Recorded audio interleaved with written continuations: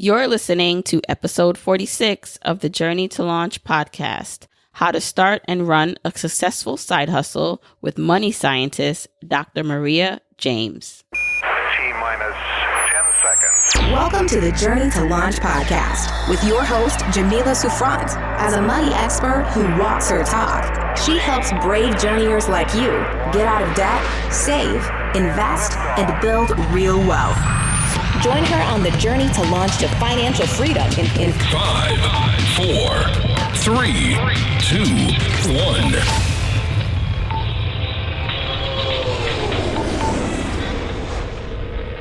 Hey, journeyers. Welcome back to another episode of the Journey to Launch podcast. I have on today's podcast, money scientist, Dr. Maria James. And I'm really excited about this because we are talking all about side hustles and how to manage side hustles. A lot of you guys are working full time. You want to start something. You want to have something that's successful, that brings you in money, that can help propel you to your financial goals. So we're going to talk about how to do that.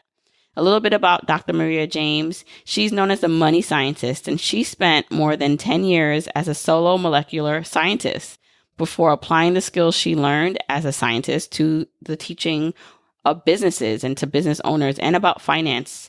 So during that time in college and during her experience of studying, she maximized her resources and developed side hustles that brought in an extra $10,000 for her. So moving away from science, she has developed an awesome platform called the Pocket of Money and Pocket of Money podcast, to where she provides financial advice and resources for entrepreneurs and business owners. In this episode, we discuss how to manage a full-time job and side hustle, how to turn a side hustle into a successful business, and then just different scientific principles that you can apply to your money. And we talk about so much more. So I'm excited to bring Dr. Maria James on. If you want any of the episode show notes, you can go to journeytolaunch.com/episode 46. There you'll find any of the links that Dr. Maria James and I talk about. And before we hop into this episode, just wanted to say thank you for joining. If you are a new listener, thank you for coming back. If you're a repeat listener, I really appreciate it. And as always, if you want to keep connected, follow me on social media. I'm on Twitter, Facebook, and Instagram as Journey to Launch. Also, don't forget to join my private Facebook community at journeytolaunch.com/community. And as I always say, please remember to leave that review if you listen to Apple Podcasts. It's really important, but most importantly, just share this with your family and friends if you think this will be interesting to them. Now, let's hop into this amazing conversation with Dr. Maria James. Hey, journeyers. I'm super excited today to talk to Dr. Maria James, also known as the money scientist. Hi, Maria. How are you? I'm doing great. How are you?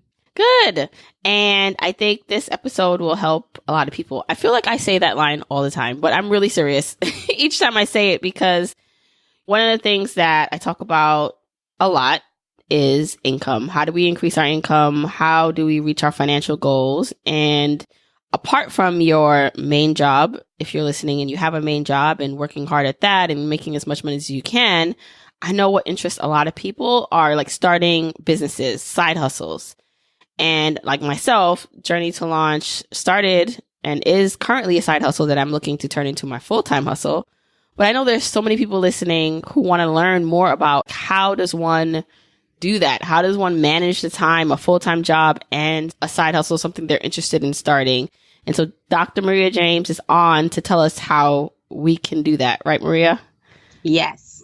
And then we're going to talk a little bit about the business models, like how to set up a successful business from the start. So that way, if you're looking to transition into your own business after working on it as a side hustle, you can do that.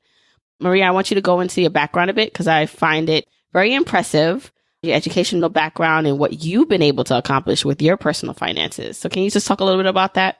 Sure. And thank you. I am an actual scientist. People wonder how I created the moniker, the money scientist. And that's because I have my PhD in cellular molecular medicine. So what that means is I did research on HIV specifically mother-to-child transmission. So in the lab in grad school is where I kind of honed my analytical thinking skills and critical thinking, strategic thinking skills, and I applied that to money. I was on a stipend while in graduate school. And so after taxes, it broke down to about $23,000 a year. And I really started figuring things out in college. And then in grad school, I was like, you really need to figure this out. And so started creating tools and different things like that for myself and was able to save up over $10,000. And people kept asking me how I did that. Other grad students were like, we make the same amount. So what's going on over there? Mm-hmm. So then decided like, hey, this is something that I can do because I was already doing women empowerment through my nonprofit, Heal a Woman to Heal a Nation. So back in 2004, when I was a freshman in college, my sister had this grand idea of starting up Heal a Woman to Heal a Nation for women empowerment. And so myself, her, and another friend co-founded the nonprofit Heal a Woman to Heal a Nation. And so we did women empowerment where we had conferences and workshops where we taught on specific topics to basically help women become powerful leaders in their communities so that we can make a positive impact on the community. So I was already doing that through the nonprofit, and I thought, financial empowerment, that's one of the pieces that we really need. And that's when I started Pocket of Money after I finished graduate school. Okay, so are you currently practicing? I know you have a doctorate degree, right? But do you do anything with that degree now apart from applying the strategic side of what you learned and how to think to your finances? No, I ran away from science. I still love science, but I knew that I didn't want to be at the bench running experiments anymore. Yeah, I was that scientist where you think of like the white lab coat and the gloves and like the petri dish. Yeah, all of that. I still think that's interesting because you pivoted. I mean, I know a lot of people are maybe in school or are thinking about school or have degrees that they currently don't use, but it sets the foundation for who they are.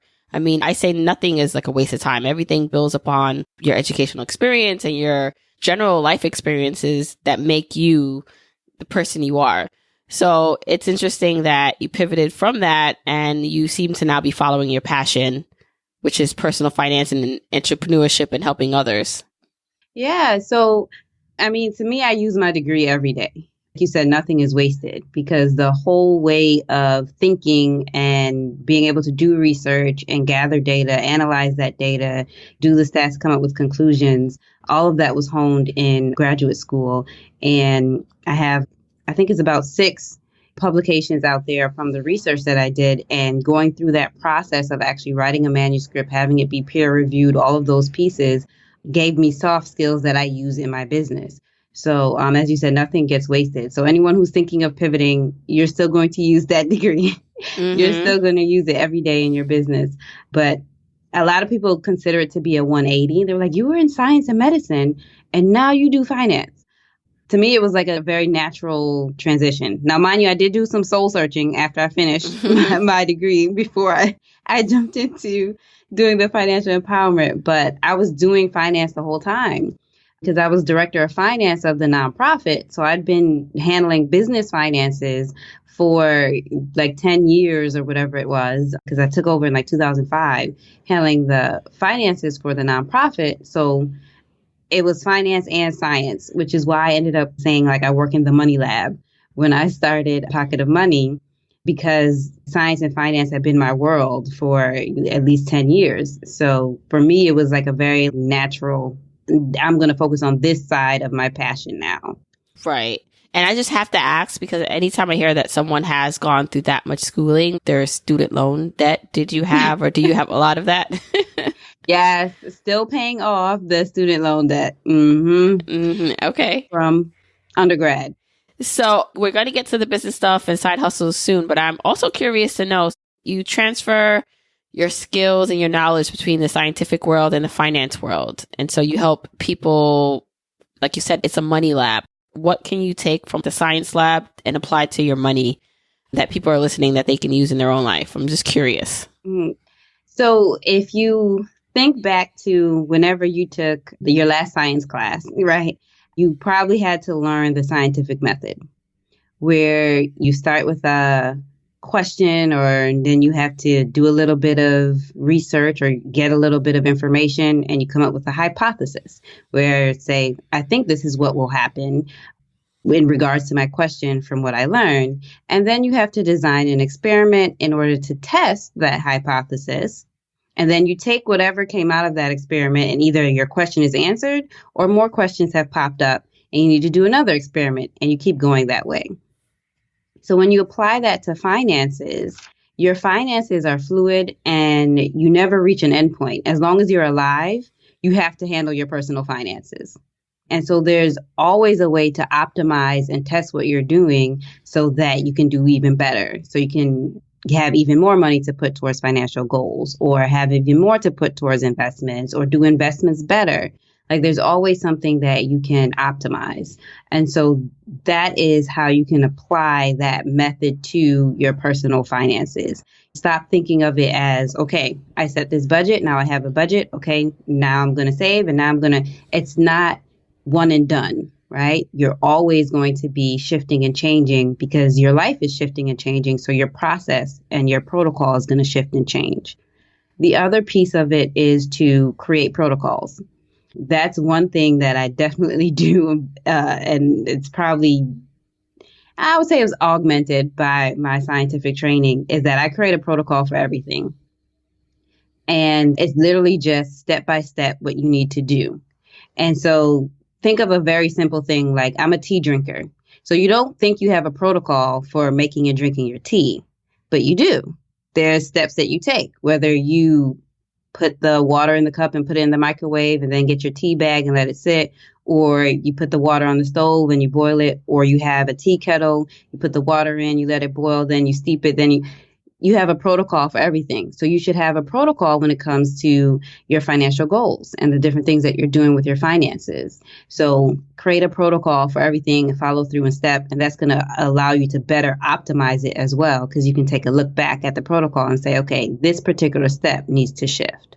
Mm-hmm. So if we were to take an example, someone has a goal of paying off student loan debt, and maybe they set the goal, they want to do that in 5 years.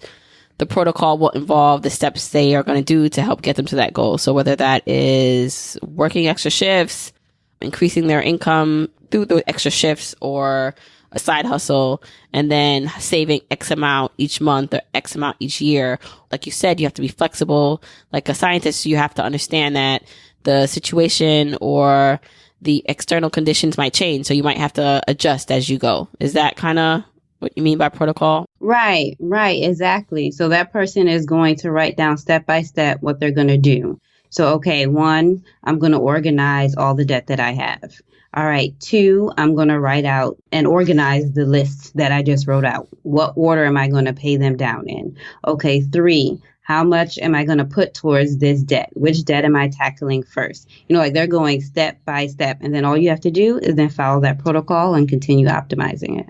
And I like the idea of looking at it as a protocol because it seems more official that way. So many people have these goals in their head and things they want to do and they never write it down. And this is why I say it's so important to create the steps, to write it down, because you get to organize what you're doing. And it seems so simple, but even just calling it a protocol, even just taking it that serious makes you feel, I would think, more committed to accomplishing that goal. So I like that frame of thought. Yes. So going to now side hustles and entrepreneurship and how one can increase their income. So there's so many of us, me included, working full-time jobs and then trying to find our passion on the side, whether that's that passion to just earn us extra money, or maybe it's the passion that we can turn into our full-time hustle. How does one do that? Because, as you know, time is limited and we all have other responsibilities outside of our job. So maybe we have a spouse, kids, all these time constraints and things pulling at us. How does one figure out how to start or manage a side hustle with all that going on? Once you figure out what your side hustle will be, what you want to do, then it's really about maximizing the time that you have. So we know that You're working for someone else. You are commuting to work. You are sitting at work or whatever you're doing for work, but you're at work occupied with their tasks for the time that you're at work, and then you have to commute home. So you have to figure out where your pockets of time are that you can work on your business. So how many hours do you have during the day, during the week that you can put to working towards your business and building your side hustle? And usually the weekend is really great for most people to build in a lot of time. And what you want to do is really think about how can you piece together a good 10, maybe up to 20 hours during the week that you can work on your side hustle. Now, the week meaning the 7-day week, like 10 to 20 hours? Right. The 7-day week. And as people build on their entrepreneurship, some will realize the weekend is just great time to work on business. But, I must say, so that all sounds amazing, right?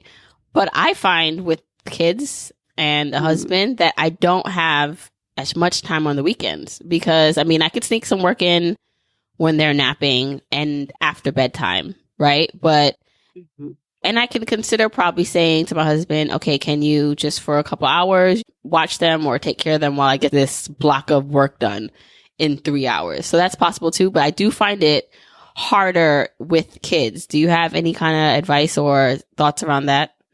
Yeah, I would say to set your business hours because then it becomes a routine and it becomes regular for you, your family, and your friends, where it's like, we know that during this block of time, Jamila's working so that they know they have to work around that period of time. And it also will help you to get in the frame of mind of, okay, I'm working on business right now. I can get these things done so that you can be fully present in the other times when you're not working on business.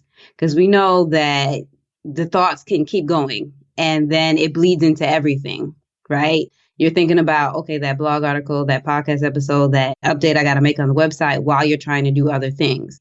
But if you have set business hours where it's like, I know I'm going to be working on my business during these specific time periods, the thoughts don't completely stop, but it's much easier to say, okay, I know I'm going to get to that. Let me be fully present as I'm playing with my child. Let me be fully present as I'm doing whatever that you're doing with your family or your friends. They can also give you that grace to say, okay, I know you're done at this time. So after that time is when we'll get to this. Yeah, that totally makes sense. I like the business hour concept and I like framing it around because you're doing it that way. You're also being more present for your children when you're not doing that work. You don't have that anxiety around how much you have to do because maybe you spent a couple hours doing that already. Exactly. And just set the schedule and really stick to it. And, sit down and have a conversation with the family so that you can stick to it and they can respect it and you can respect it because you got to show up for yourself the same way you show up for that job where it's like, I don't really want to, but I know I got to go in. You got to do the same thing for your business. Work your business hours, make them non-negotiable. Okay, I like that. So what are some then other management tips or hacks for people who are trying to juggle having a business and still working? I would say to also list your revenue generating activities.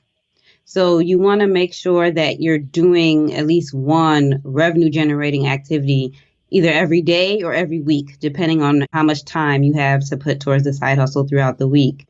And make sure that all right, on this day, I know I need to pitch. On this day, I need to contact these companies. On this day, I need to write these proposals and get them out.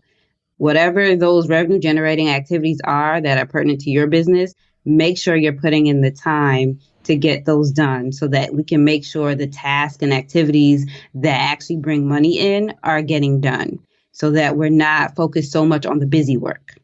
I would definitely agree with that. And would you say too that a key to finding more time is outsourcing? So getting the busy work off your plate and having other people do it for you and paying them, whether it's you're actually paying them or finding an intern to do something for you? Oh, for sure. That's definitely one of the ways that you can be more productive and better manage your time is to get better tools and get automation tools as well.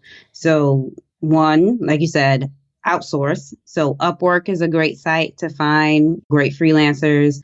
Fiverr is a great site. They used to have it where every gig started at like $5 or something like that, but I think they've now changed it a bit where each freelancer has packages that you can take advantage of. But those are two great sites to find freelancers.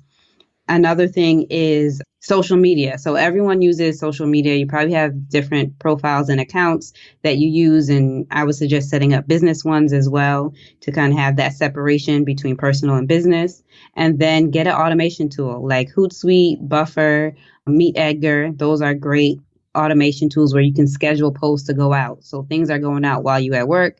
Things are going out while you're playing with the kids. Things are going out while you're napping. If you can fit a nap in, have those automation tools and outsource if you have the money to do that. Your last words were the money to do that. Mm-hmm. So in this midst of trying to figure out what they want to do, setting their goals for their finances, and then figuring out, okay, a side hustle will help me get there, or starting a business will help me get there, they are almost stuck or having to contemplate, well, my business maybe is not bringing in any revenue right now. It's not really making much money. How much can I then afford to put into the tools and the resources and even the time? So sometimes even the time to set these systems up in the upfront work takes a lot of time, but once you do it, it helps you. Just like if you maybe invest in an asset in perpetuity, you'll get something in return. How does one make that decision on, I'm not making much money, but so how much should I put into this to help me gain back my time or make things easier? Once you've done your budget, you know how much wiggle room you have as for money that you can put towards the business. So if you're starting up a side hustle, you have a side hustle and you want it to become a full-fledged small business, put a line item in your personal account. If you're bootstrapping it, put a line item in your personal budget, business expenses, and that's money that you funnel into your business. So you should know how much money you can put towards your business per month. And then in order to make sure that you are kind of maximizing your dollars, focus on the items that have the biggest return on investment, right? So figure out what is that potential return on investment. So we talked about hiring freelancers. Okay, so let's say that you're building a website. And I'm using this because this is an example that I experienced. So I'll just say what mine was. So I was redoing my website. And I was trying to figure out how to get the navigation bar the way that I needed it to be. And I spent, I think, maybe 2 weeks, of course, not doing it consistently, but like 2 weeks trying to figure out the code to get this thing done. I'm not a coder. I'm not a programmer. I'm like, I know a little bit of code, but that's about it. And I'm trying to figure it out and could not figure it out. Hired a guy on Fiverr. I think it cost me about $10 when everything was said and done. And he did it in about 10 minutes. Now, looking at the return on investment there, instead of thinking, oh, I spent $10 on something that maybe I could have done myself. No, I wasted how many hours during the 2 weeks that could have been spent on revenue generating activities, trying to figure this thing out instead of paying the $10 to someone else who that's their genius. Let them work in their genius, pay them the money and get it done quickly. Mm-hmm. And I've definitely had those experiences myself. And it's funny, the more and more I get deeper into this business, the more and more I realize the importance of my time, especially with all the commitments and things I have going on. But in the beginning, so did I. I did everything myself. And it would take me hours. Like I look back now at the things I used to do and I would never do them now. Like I would hire someone or I would outsource it, figure something out. But I'm thinking about like the hours and hours it took me to like get my website up or figure out the smallest little glitch. And I'm just like, now I know someone where I can email them and they'll say, oh, this costs $20, $30 to fix. And I'm just like, yes, do it because the hour or 2 hours it's going to take me, it's not worth that time, especially when you are working still full time. Because for me, after I come home, after the kids go to bed, I have a short window, unless I'm staying up till 1, 2 a.m. in the morning, a real short window of a couple hours to get things done. And I don't want to spend that on the mundane, busy work where I could be thinking of or creating revenue generating, growth generating task or products or something. Right, exactly. As much of the things that someone else can do, let someone else do them. And you made up a great point off of the comment, because when you're first starting up, it's like, but I don't have all of this money, so I can't continuously hire people to do it. And I get it, and that's true. So just pick the things that are going to have the biggest return on investment, things that would actually eat up a ton of your time, or things that just, it makes sense for someone else to do it, and you're going to get really great return on investment, and hire out for those things. And then the other things you can go ahead and do yourself. Mm-hmm. And I would say, think about the things you just don't like doing. In all our businesses, you might have just something you just like, it just gives you hives. It does not make you feel good. It gives you anxiety. It's just not your skill set. So it's more of, too, that peace of mind, that time, that's also equally important to you and your just mentality and wanting you to continue on in the business. Because I've started a couple of businesses in the past, and what I found, the reasons why I stopped them was because they became more like a chore. I already have a full-time job in which I'm doing a lot of things I don't want to do. So I didn't want to come home and do the same thing in something that I'm choosing to do. You know, I wanted it to be something I was passionate about. So I find that also eliminating that stuff that I just don't like, even if it's easy, I just don't like it, I don't want to do it, also really, really helps keep the momentum going. Yeah, for sure. And I would say that's one of the pieces to making sure that you're building a business that you're going to want to continue working in, and that you're going to want to scale and build. And just focus the money on those items that have that biggest return on investment. And some of them that are outside of just task and busy work are coaching and mentorship. So a coach or a mentor who's in the field or industry that you're interested in, or doing something that you're trying to get started, is going to save you a ton of time and a ton of wasted money on trial and error.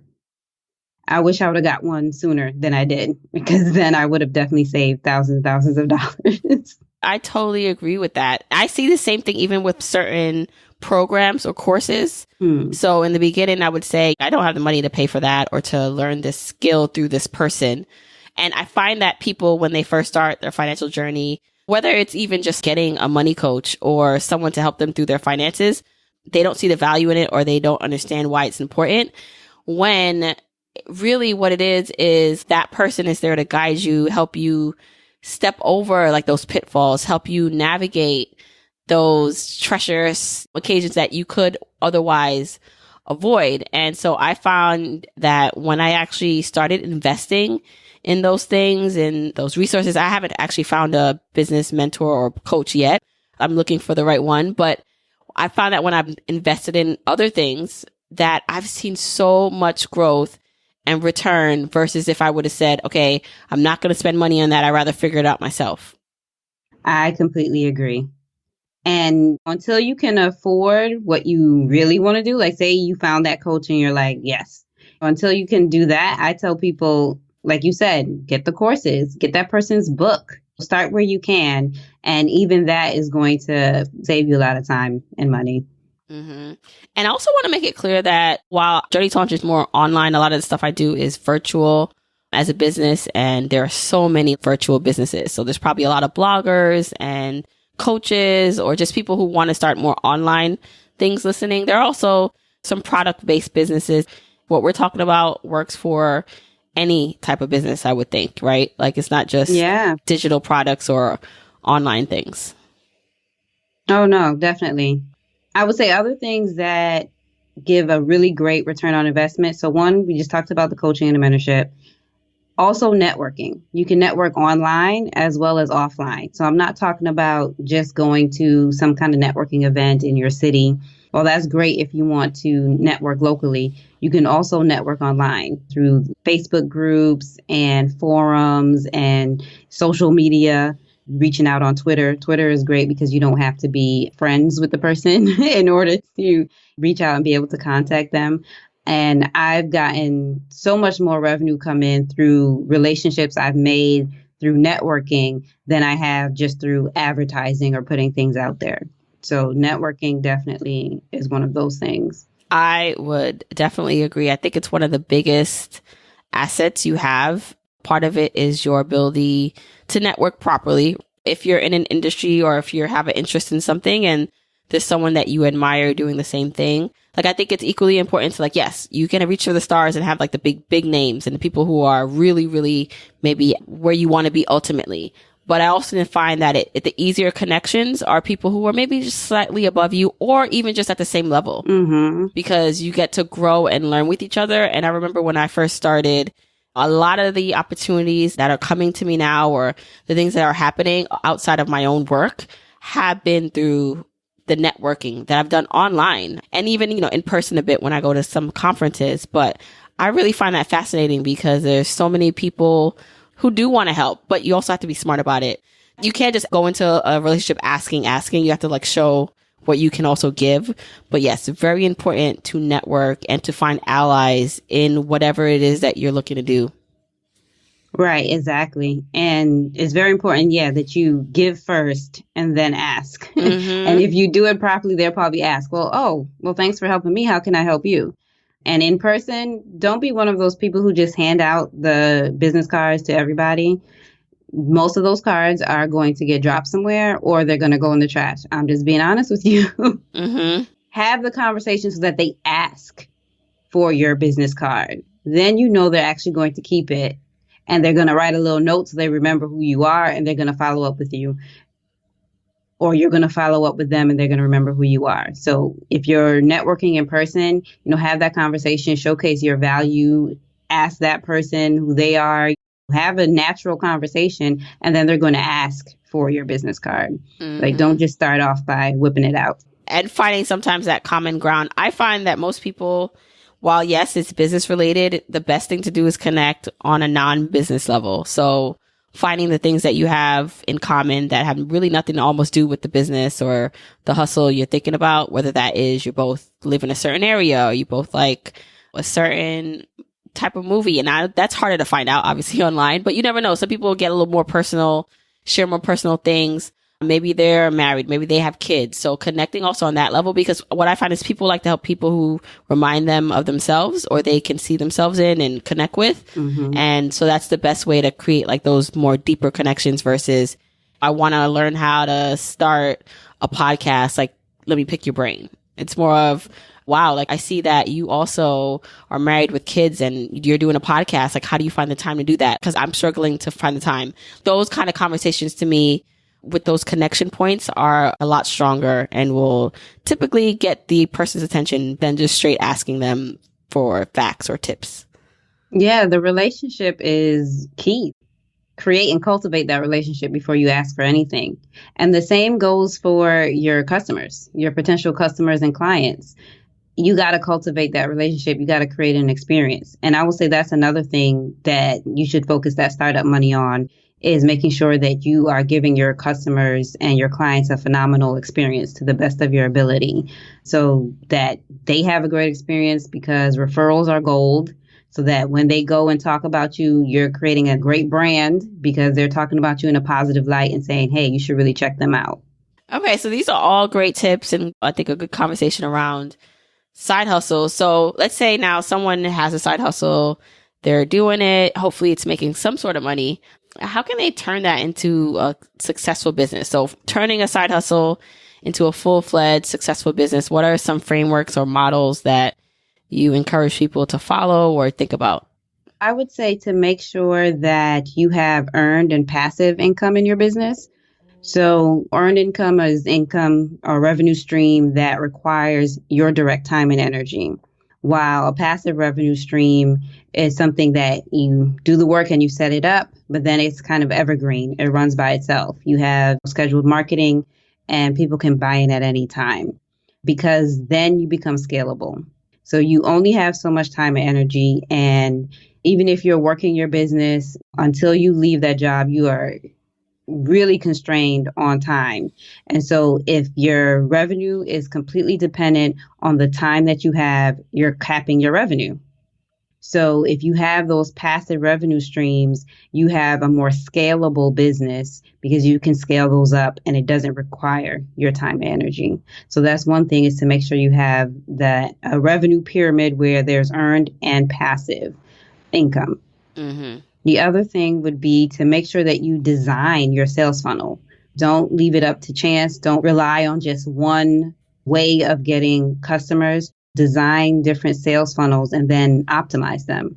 And a sales funnel is really just a process to attract visitors and what you lead them through and what they experience to turn them into customers. Right? So really flush that out and then test it so that it becomes repeatable. It's a repeatable process to get customers. Right. And this, again, it's not just like digital online stuff, because I'm sure if you are a hairdresser or you're doing something that's more in person, there's still a sales funnel process of the client or person, potential customer needs to first see you, meet you, or be exposed to your business. And then there's still a process to get them to then want to commit or purchase something. Right, exactly. Every business has to have sales funnels. Think of when you are shopping. You have a sales process that you go through, right? You have a buying process that you go through. So whether you're the type of person that, okay, I like to do my research and do comparative shopping first to figure out where I want to go. All right, now I figured out where's the price point that works and has the best product for me at that price point. Now I'm going to go there and check it out in person, and then I'm going to buy, right? So that's a process. There are some people who are like, okay, that's my favorite store. I'm going into my favorite store. I know it has the products that I need, or whatever products that are there in my favorite store. Those are the ones I'm going to choose from, and I'm going to get it. People go in with different frame of minds when they're buying something. Some people are just comparative shopping. They're going to check something out. They don't need it right this second. So they're going to do their research. They can take their time. When it goes on sale, they'll get it. Or, okay, when the time goes towards the event that they're looking at, then they're going to buy it. While some people are like, okay, I need this specifically tomorrow. It's something that I need immediately. I'm going to go the first store that I see that it has it. Okay, I'm grabbing it and then I'm going to go. Everyone has a frame of mind and they have a buying process. So when they come to you, they're somewhere in their buying process. You got to have a sales funnel to take them through so that they can buy from you. And I think too, while you're talking, I'm thinking about how you do need to create a platform or a service or product first. So maybe there's some people you're listening and you're just like, this all sounds great. I do need to come up with a side hustle or something else to help boost my income. And part of that is, okay, what do I create? What do I do? And that's probably a whole nother podcast, which actually I did a podcast about side hustles with Chris Gillibo, and he talked about figuring out what your side hustle should be. So you can go back and listen to that. But even if you start something, because a lot of people also start things from just a passion, right? Like for me, this was just a passion. I wanted to help people. I just loved talking about personal finance. I wanted to share my story. But as I got further along into it, I realized that, well, if I want to continue helping people and if I want to help as much people as possible, I need to generate revenue. I need to turn this into a business, because as much as I want to just give, it would be a disservice to not figure out a way to monetize this, because the more I can monetize, the more I can give and to a larger net of people. So some people might be thinking, all right, this is so business minded, obviously, because this is supposed to be more of a business minded episode, but don't discredit or don't think that it's going to be a problem to try to make money. That is the point of a business. Sometimes people think I'm thinking about customers and selling, and maybe I don't want to be salesy because this is supposed to be a passion. But like, no, in order for you to then pay off that debt, make that extra income, you need to make a profit. You need to figure out how to make money. So I just wanted to interject that, because I think some people, maybe it's just me, struggled with that part of it about making money and why it's actually good to think about making money. Oh, no, definitely. I think especially anyone who starts up with a passion and a need to give back, or a service-based business, you start with that, I need to give. That's how we started the nonprofit. When I started that with the other co-founders, was like, okay, we see this need in the community. We see these women, we need to give back. And we started with having a lot of things at extremely low cost. And to the point where it was like just break even or to our detriment. And it's like, it's okay, because, we're giving back, we're helping out. You have to give from your overflow. You can't be empty and expect to give to someone else. Give them what? So you have to give from your overflow, because if you're not taking care of self, you can't serve the best that you can to someone else. So that's the first thing, is to give from your overflow, because then you're able to give them the best of you. The next piece is, if you're worried about being salesy, you're not just selling someone something, you're providing a solution. So the person is coming to you no matter what your business is, no matter what your side hustle is, because they have a problem. If you sell clothes, I need an outfit for a wedding. That's a problem. I'm looking at your outfits. I'm looking at your clothes. I'm looking at your inventory. You need to assist me with my problem. If you sell jewelry, hey, I'm looking for something to complement this outfit. That's a problem for me. I need to purchase something. You are providing a solution for me. I need to look at your inventory. I need to look at your jewelry. Whatever your business is, you're providing a solution to someone. So don't think of it as I'm pushing something on someone. No, hey, you have a problem. You need an outfit for your wedding. Well, here's my selection. You're doing that online and you're doing that in person, whatever your business is. So whether you're selling things online, you have a service that you're providing online, if you're a graphic designer, if you're whatever, someone has a problem, you're providing a solution. Yeah, I like that reinforcement of why it's important. And I love the concept of you can't give, to give from an overflow. Like you can't deplete yourself and expect to give your best. Right. Well, this has been an amazing conversation. I really hope listeners, you journeyers, you got a lot from this. If you are thinking about a side hustle, you have a side hustle. I mean, I think Dr. Maria James dropped a lot of gems. I know I got some great tidbits and insights. So, Maria, how can people find out more about you? How can they reach you? You also have a podcast. So just talk a little bit about that. Yeah, so I have a podcast, Pocket of Money Podcast. That's the name of it. And basically, I talk about entrepreneurship journey and building your business, as well as personal finance and how can you create a legacy of wealth. So those are the topics all around that I speak on. And I have guests come onto the podcast and we talk and converse about those things, as well as you can find it on my website, pocketofmoney.com. So I have articles and I also post the show notes for the podcast at pocketofmoney.com. And I have free resources there as well that people can check out, business related as well as personal finance related resources. All right. And I will link all of that in the show notes so everyone can get in touch with you. Thanks so much again, Maria, for coming on the podcast. Thank you. This was great. I hope you enjoyed that episode with Dr. Maria James. Again, if you want the episode show notes, go to journeytolaunch.com/episode 46. I hope there were some takeaway items and things you can think about on how to apply it to your life. So if you are starting a side hustle, if you already have a side hustle, what can you incorporate? What can you do to help you move forward? And once again, thanks so much for joining me. I appreciate you listening. If you want to connect some more, follow me on all social media at Journey to Launch on Instagram, Twitter, and Facebook. Don't forget to share the podcast out with your family, friends, and loved ones on social media and Facebook groups, wherever you'd like. Also, one last thing, leave that review if you are enjoying the podcast. That's if you're listening to it in Apple Podcast. Of course, you can find this podcast anywhere. Spotify, Android on your Android phone, Stitcher, Google Play, even on YouTube. So it can really be found anywhere. You can get the links to all those places if you go to the episode show notes at journeytolaunch.com/episode 46. And then you can share that out or text it out to your family and friends. All right, journeyers, until next week, keep on journeying.